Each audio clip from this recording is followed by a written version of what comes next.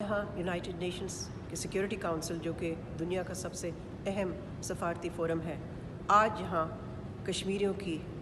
फरियाद, उनकी आवाज़ सुनी गई। कश्मीर, द इशू ऑफ मकबूजा कश्मीर, वो इशू गूंजता रहा यहाँ यूनाइटेड नेशंस के सिक्योरिटी काउंसिल में। ये पहली दफ़ा है 50 साल से ज़्यादा में कि Jammu and Kashmir exclusively discuss हुआ सिक्योरिटी काउंसिल में। मैं समझती हूँ कि ये बहुत अहम है और ये एक अहम सफारती माइलस्टोन है for the people of Kashmir, इसलिए कि इससे इस बात की नफ़ी होती है जो हिंदुस्तान का प्रोपेगेंडा है कि ये उनका एक इंटरनल मैटर है। और इससे जो डिस्कशन हुई अंदर, उससे ये बात भी सामने आई कि जो यूनाइटेड नेशंस की सिक्योरिटी काउंसिल की रेजोल्यूशंस हैं वो आज भी ज़िंदा हैं और बैनुल-अक़वामी कम्युनिटी जो है वो चाहती है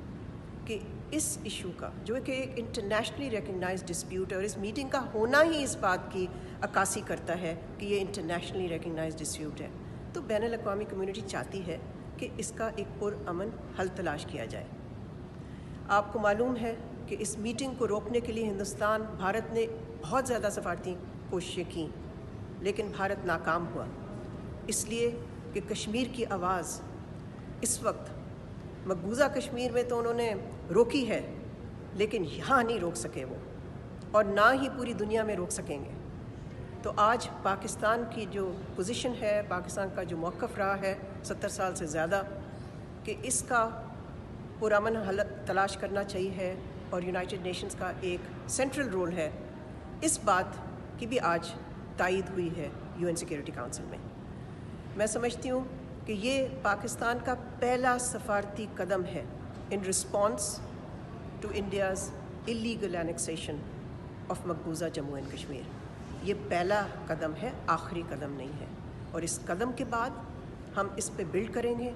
हम अपनी मुहिम जारी रखेंगे, बल्कि इसको इंटेंसिफाई करेंगे ताकि वो दिन आए जबकि कश्मीरी आवाम को उनका हक हम दे सकें and justice is done to the people of occupied Jammu and Kashmir। Meeting Pakistan के कहने पे कॉल की गई थी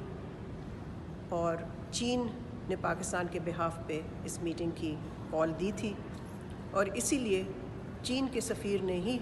इस मीटिंग के बाद आके प्रेस को ब्रीफ़ किया कि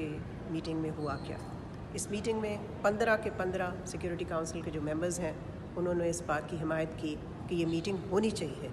इसलिए कि जो सूरत हाल है वो इतनी गंभीर है और वो इतनी सीरियस है, and it poses a grave threat to international peace and security.